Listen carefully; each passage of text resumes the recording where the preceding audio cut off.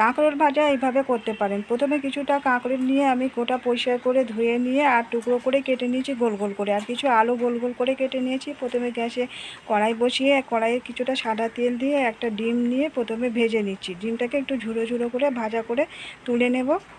ওই তেলের মধ্যে আবারে দিয়ে দিচ্ছি আলু। আলুগুলোর মধ্যে একটু নুন আর হলুদ দিয়ে ভাজা করে নেব।